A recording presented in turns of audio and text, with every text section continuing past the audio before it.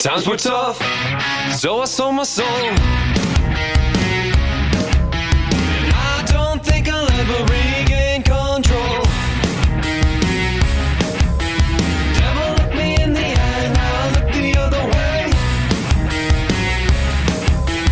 What else could I do? I just stood at the doorway, knew I'd rather be drunk with you. I'd rather be drunk. Hey Internet, Dracofunk here, and welcome back to my Reusable Space Program, Season 2, Episode 11. In the background, you can see the interplanetary probe. It has just finished its last refueling trip by the tanker that's in the foreground. And that means it is ready to head to Duna once I put some things on the back of it. And that's what we'll do today. But first, I'm going to send the tanker to the MUN station, and I'll just cut all the transfer boring parts out. And here it is coming to dock, and it is going to receive a load of fuel to take back to Enterprise Station. But the MUN is out of fuel, so what do? We land the mining craft currently docked opposite of where I am docking the tanker. And that is how we keep the reusable space program running, is by transporting fuel from the MUN to low Kerbin orbit, so craft can fly from there and beyond. Not just fly from there, that's how the craft are going to be refueled, so they can get the stuff to put on the back of the interplanetary probe.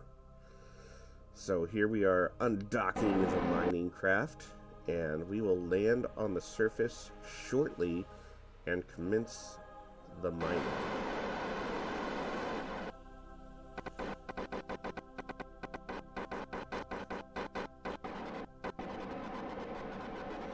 Sometimes, I've done several of these missions kind of behind the scene, just to keep fuel for all the craft running in support of the missions.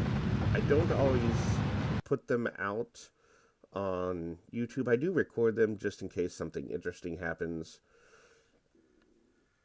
And if something interesting does happen, then I'll put it on. Like, the mining craft randomly exploding. Rest in peace, Marnie and Tamji.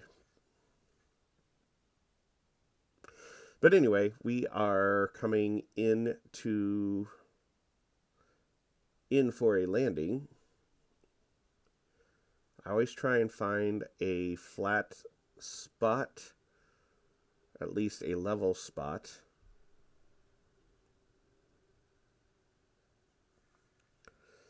And whenever I'm doing a landing mission, oh wait, I gotta make sure I'm facing oriented the correct direction. It makes it easier when I'm taking off. It's not 100% necessary, but anyway, I always try and find as level a spot as I can to do all the mining operations.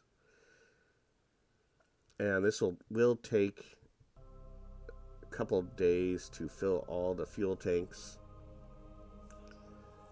And after a couple days, all the fuel tanks are filled. I did not fill up on oxidizer. I'm having an overabundance of oxidizer at the moment, so it's just extra weight. I did bring up a load of ore, which I will transfer to these ore tanks that are on the station, simply because once I fill it up with ore, usually I have 3 loads. I'll convert all of that to monopropellant to help fill all the monopropellant tanks on the station.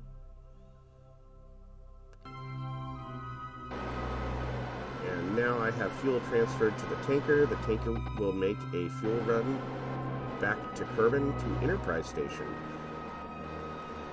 Now that tank that's on the end of the tanker, I don't know why I thought having a tank of ore was a good idea. I really never use it. As So I'm going to eventually transfer that to Duna and put up another tank on the end of the tanker that'll be 2 monopropellant tanks and 1 either liquid oxygen or maybe even all liquid fuel. I don't know. But here we are. I'll now transfer that fuel that it just sent to Enterprise Station to support moving all of this stuff to the interplanetary probe. So the first thing I'm going to launch is a station form, which will become the station in orbit of Ike, and that will be a fuel depot, much like the one in orbit of the Mun. Okay, spin to get those boosters to fly off. Hopefully they can be recovered with the parachutes that are on the sides. Ooh, drop the jet engines, also with parachutes. Oh no, I'm getting a phone call. I should have silenced my phone.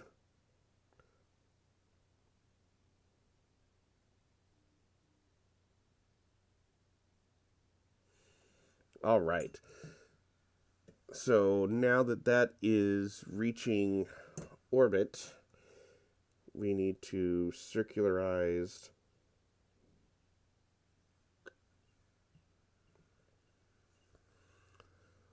all of this. Sorry, I'm getting suddenly messages and texts. Now that the orbit is circularized, I'll detach that booster. It's got a little bit of fuel left, and I'm just going to go ahead and deorbit that. And that is the whole point. These boosters are landed, recovered, and launched again. Now I know there isn't an actual game mechanism to do that, but they can be recovered once landed on Kerbin, and then they can go through a refit and launched again. And that's the whole point of the Reusable Space Program. And this uses basically the same booster. It has 2 side strap-on boosters.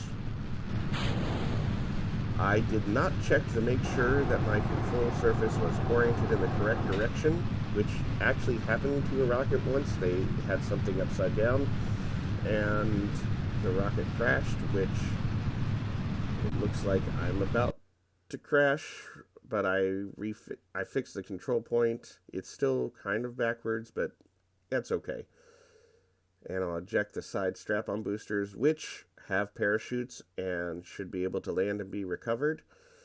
And if you're asking why I didn't use a fairing, I do not have a good answer for you. I probably should have used a fairing, but I didn't.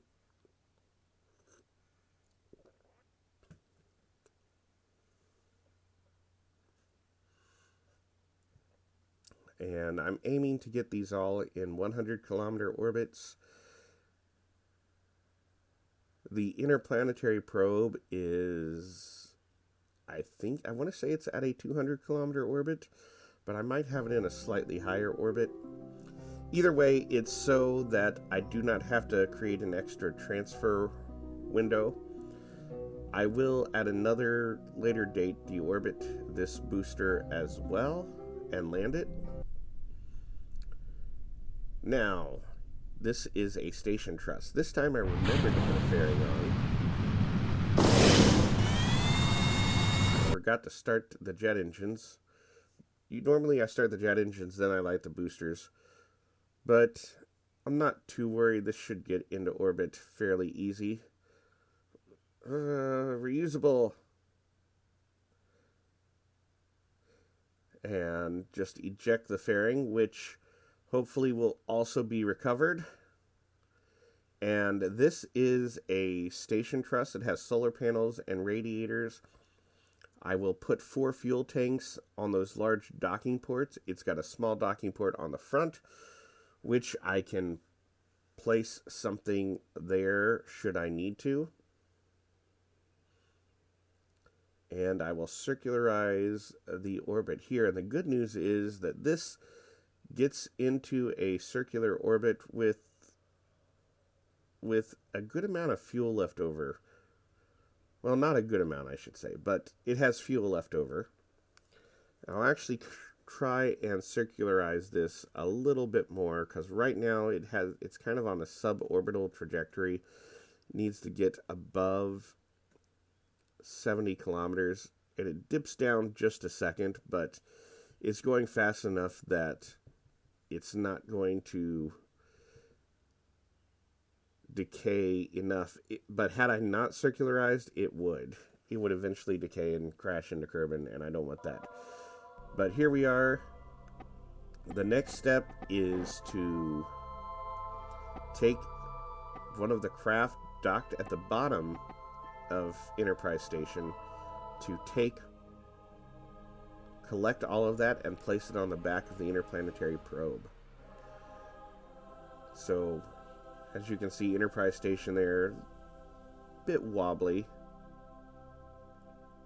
You see the Manly exploration vehicle, the tanker, the space bus, the original mining ship, which I still don't know what to do with that, and the Ares craft, which is kind of I kind of use it as a tractor to move stuff around orbit. I'll use the rendezvous planner, and it is going to collect first the station truss that we just launched. And that's the first thing I'm going to put on the back of the interplanetary probe.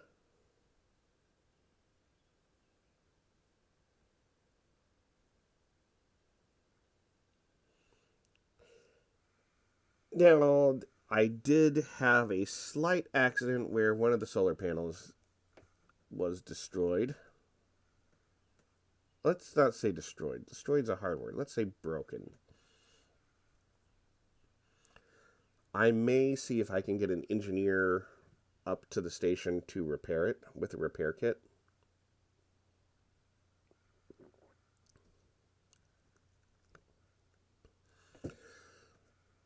And the fuel to be able to do these maneuvers was brought from the MUN to Enterprise Station on the tanker. And that's how we keep the whole reusable space program working. And the Ares craft has extra RCS thrusters on the front and the back to help it manage when it has large pieces of equipment attached to the front or back. And I can also transfer fuel from the boosters to refuel the Ares craft. So it is now completely fueled, which is good because it has several things it has to pick up.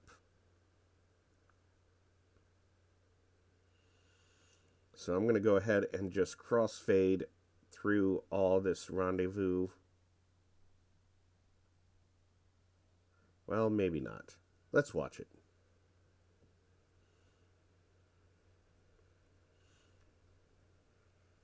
So I'm using the rendezvous planner once again to rendezvous with the interplanetary probe.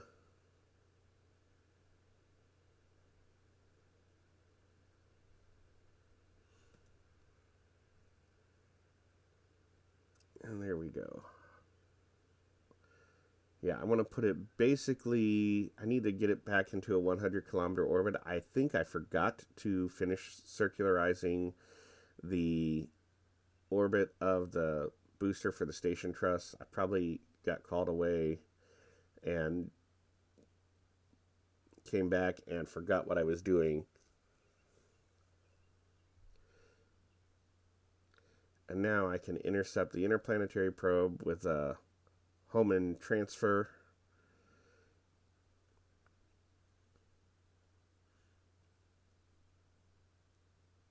Just about 68 kilometers per second delta V.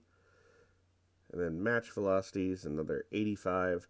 As you can see, I am monitoring my delta V. Even with the truss on it, it has over 1,000. Once the truss is delivered to the interplanetary probe, that delta V will go up as there's, less weight.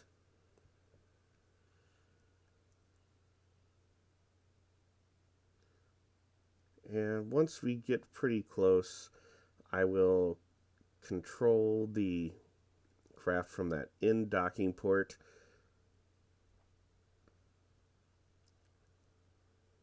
And now I'm going to use the Matt Lown method of docking, where I basically have both craft point towards each other and then move them in. I do want to make sure that everything is oriented correctly. That will make the load a lot more stable and easy to manage as I fly this whole thing to Duna. It is going to be kind of long, like a space train.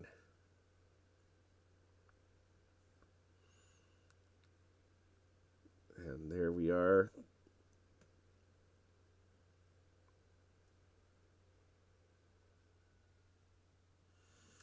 And the next thing I'm going to get are those docking ports. I don't know if I talked about them. So currently at Duna Station, there is a parking situation where not all the solar panels can be extended because of where a spacecraft is currently parked, and the docking ports will help alleviate this problem. Now this time I'm going to crossfade away past all the rendezvous from the craft, and here it is. It's already rendezvoused with the docking ports, collected them, and re-rendezvoused with the interplanetary probe. Nothing exciting happened, just lots of maneuvering and collecting them. I was able to get some more Delta V from the docking port booster. As you can see, I actually have more Delta V than I did the last time. And I will dock that, and now I'm going to crossfade and just skip over docking everything, and it'll already have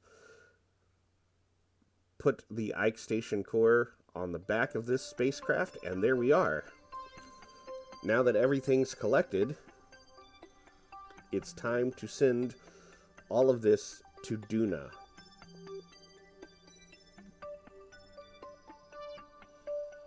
Now, the truss, the arms that have the solar panels and radiators is popping up.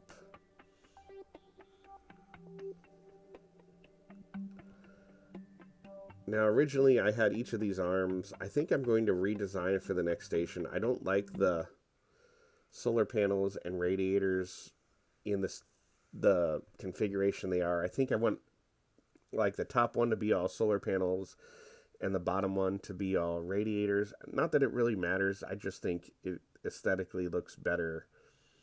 But there will be 2 stations that I've deployed with that. We are now at the Duna transfer window, and I'm just doing the burn right now. And it only takes about 12, I'd say have 1,300 Delta V for the transfer window, which is only about 150, 200 more than you would need to get to Minmus. So if you can get to Minmus, you can probably get to Duna. Now you have to have some extra Delta V to get into a Duna capture orbit, but it's really not that bad. It's maybe another 600 Delta V.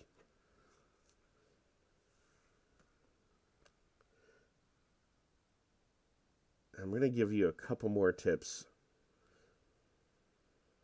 So we're now on a Kerbin escape. I'm just about 150 more, and we'll have that Duna encounter. Now I'm going to set an alarm for a Sphere of Influence change, and this is when I leave Kerbin's Sphere of Influence.